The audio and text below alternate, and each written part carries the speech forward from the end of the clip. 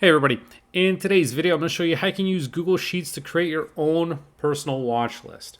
And so obviously there's a lot of apps out there that can help you track stock prices, but if you set up a template in Google Sheets, it's a lot more customizable. You can do your own calculations, track specific metrics, and it can be easier to use in that sense. So I'm going to just create a template and show you how we can pull in a lot of different metrics and do some calculations here.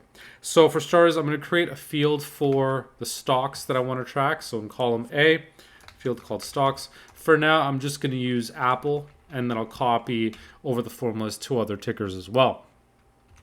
One of the main metrics we want to pull in is, let's say, the market cap. This can be useful if you've got a lot of different tickers of varying sizes. So using the Google Finance function, I can reference the ticker, and I'm going to freeze column A just because I want to copy this formula and use it in other calculations, so it'll be easier to freeze it now. And the attribute is going to be market cap, so that's without any spaces. And now the market cap is going to be fairly large just because Apple's worth almost $3 trillion right now. So what I'm going to do is divide this by a factor of, I'm not sure yet. So as you can see, we have the preview here to see what the number is going to look like after I press enter. So I'm going to keep on adding zeros here until I get to a reasonably much smaller number. So there we go. So we may want to add another one. So there we go. So now it's in terms of billions. So if you've got smaller stocks that are in the millions, you may want to reduce the number of zeros. But for now, this is what I'm going to go with. Next, I'm going to pull in the current price, and I'm going to hit Control R, which is going to copy the formula from the left. So as you can see, we've still got that same calculation. I'm going to delete that, and instead of market cap, I'm just going to type in price. And so this gives me Apple's current stock price. I'm going to format this as dollars, and so just like that, we got the current price. Next thing is, let's say, the price change, and again, Control R to copy the formula from the left, and instead of price, I'm going to use change. So that is the change from the previous day. And let's say also we want the percent change, another important metric that people like to track. And for this one, it's going to be change PCT for percent. And I'm going to get rid of the dollar sign here. So I don't want to convert this into a percentage because this is already in a percentage. If I did that, it would look at it like 192%, which is wrong. So this 1.92, that's in terms of percentages. So that tells us Apple's stock went down 1.92%. So we don't need to add any additional formatting to this. Next up, let's also pull in the open, the high, and the low for the day. So this can be useful if you're wanting to track where the stock is over the course of the day. So again, let's Control R, copy this over. And for the open, I'm not sure why the open is referenced this way, but it's actually price open. It's not just open, it's price open. This one's a little bit odd in the way that it's worded. If I reference the high, it's simply just the high. Same with the low. Just use a low. So based on this, we can do some calculations. Like let's say we could do a range calculation, what the spread was between the high and the low. And again, let's copy the formatting so it's consistent. We can also pull in things like volume and average volume. I'm just going to copy my formatting here so it's consistent using the format painter. So copy the formula for the low. And again, because we've frozen that first column, it makes it really easy just to update these attributes. So for the volume, it's just simply volume. And then if we want to calculate the average, then we're just going to add AVG to the end of it to get the average volume. And now because we've got the volume and the average volume, we can also calculate the relative volume. So this can tell us how active the stock was compared to its average. So take that volume, divide it by the average.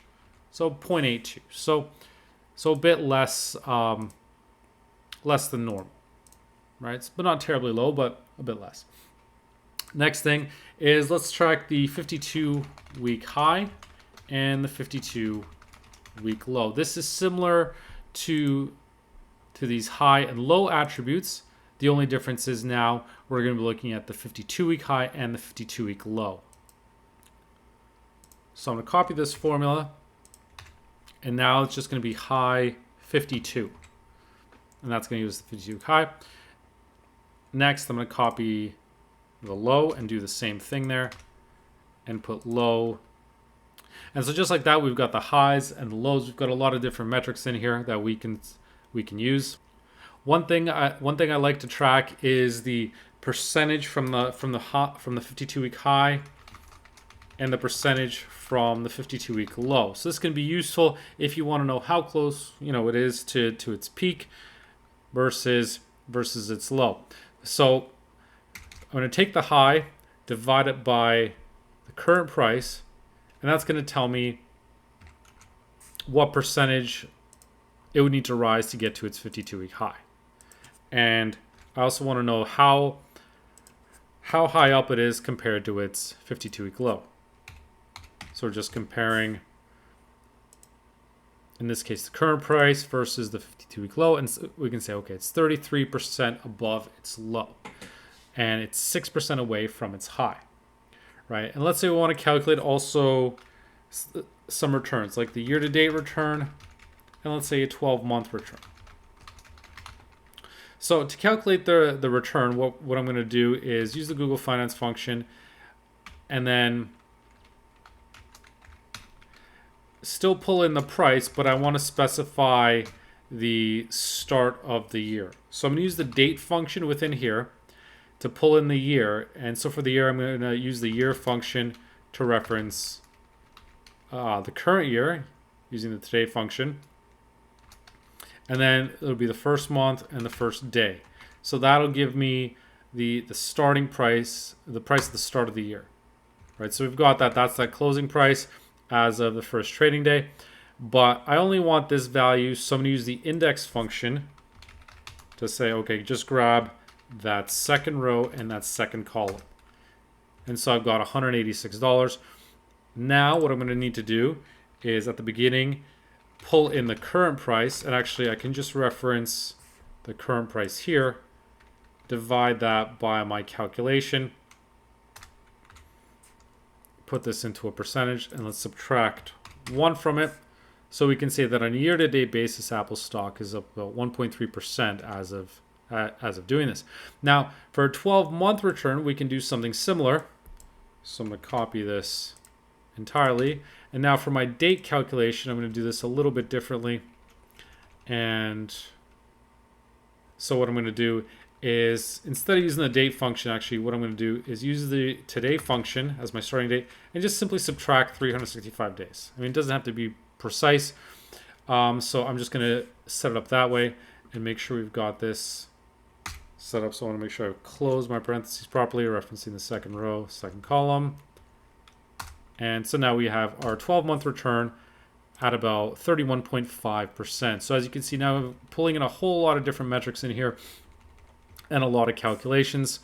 And so now a big part of what's left is doing some of the formatting. So let's say we want to track some additional tickers. Let's say Meta Platforms, maybe Alphabet. Let's do Verizon, and let's add a foreign, a not so popular ticker that we can't just enter in a couple symbols for, because one of the things to watch out for is, especially when you're using stock symbols in Google Finance, like let's say I want to pull in Air Canada, which trades on the Toronto Stock Exchange. If I just type in AC, it's not going to give me the correct price. For example, if I copy these formulas down and let's say I type in AC, the problem is that is not the correct price for Air Canada stock. And this can happen when you're using a ticker symbol that's common on multiple exchanges, and it's not one of the big popular stocks like Apple, Meta, Google, right? So in this case, what you're going to want to do is add a prefix to the beginning. So for the Toronto Stock Exchange, it's TSE:AC. So now that is the correct price and the correct market cap.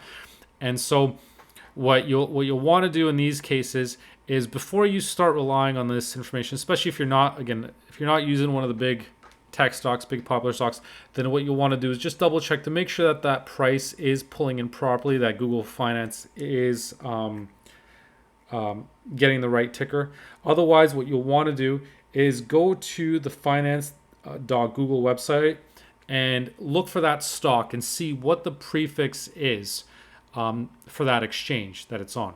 So if I type in Air Canada on the Google Finance site, it'll show up TSC as the prefix. So if you're looking at any sort of foreign stocks, that's your guide as to what the code should be for that exchange. So rather than having to look up some sort of list on Google Sheets for what exchange translates into what, the easiest way is just to go to Google Finance and look at how it's set up there, what symbol it is. Because I know on other pages it might be a different prefix, and so we're using Google Sheets, we're using the Google Finance function. So go to the Google Finance page to figure out that. That's the easiest way to do that. And then once you've got your ticker symbols, then it's really just a matter of copying these formulas down and doing your calculations. So I've got a bit of an extra row here. So for some of these, it may not have all the metrics. Like in this case, for Air Canada, it does not have average volume. What you may want to do is add something like an if error function at the beginning, so that, you know, if it doesn't pull it, let's just leave it blank. Same thing for this relative volume calculation. And that's just an easy way to just say, okay, let's just ignore it. If it's not there, then let's not do it. But as you can see, just like that, we're able to pull in the market caps. So like in this case, Air Canada has a 7 billion market cap. So we may want to adjust the number of zeros we have in here. So let's say 661. So now we have it in terms of millions. So that might be preferable, especially if you're dealing with some smaller stocks, right? So it depends on what your smallest stock that you want to track, assuming you want to track market cap. But everything else should be pulling in just fine. I got the price change, percentage change, the open, high, low. We've got the range, the volumes. So a lot of good metrics that we can track here. Now, the one thing that I would do at this stage, because right now we've got a lot of good metrics here, but the danger with creating a database or a template like this is that we've got a lot of numbers, and if you open it, it can be hard to really grab your attention to one certain spot, because, you know, are you really going to scan through all these numbers? So now at this point, what we may want to do is add some conditional formatting here at this stage to help highlight some of the stocks that are doing really well or not so well. So for example, let's say we want to see the best performing and worst performing stocks in terms of percent change. So what we can do here is highlight this column and go to Format, Conditional Formatting, and use a color scale to say, okay, for the minimum values, the worst performing stocks, let's use red. For the stocks that are the best, let's use green. For the ones that really didn't go anywhere, let's just set them to white and indicate the number was 0. So this way, this helps call our attention to the ones that really did really badly, or the worst of this bunch anyway. So Apple was down 1.9%. The best was Verizon at positive 1%. So making it really easy to compare how they've done. And you can do similar rules for, you know, let's say comparing from the 52-week high for the 52-week low, just to apply similar sort of logic to help highlight where there's which stocks have been doing well, which ones haven't, just to make it easier to track that information. And when you're dealing with a lot of data or a lot of columns, as you are in this case, what you'll also want to do is consider freezing your panes. So let's say freezing up to one column here. So that way, as we move left to right, easier to navigate through and still see which stock we're looking at, especially if you've got multiple conditional formatting rules in here.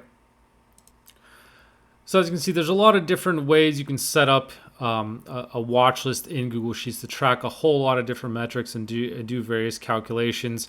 The key is really just using that Google Finance function, making sure your stock tickers are correct, and then it's just a matter of just selecting the the attributes that you want to pull in, and then any sort of calculations that you want to do. Again, my favorites are really just tracking the difference from the lows and the highs, and because that can tell you how close they are obviously to the lows and the highs and potential buying opportunities there.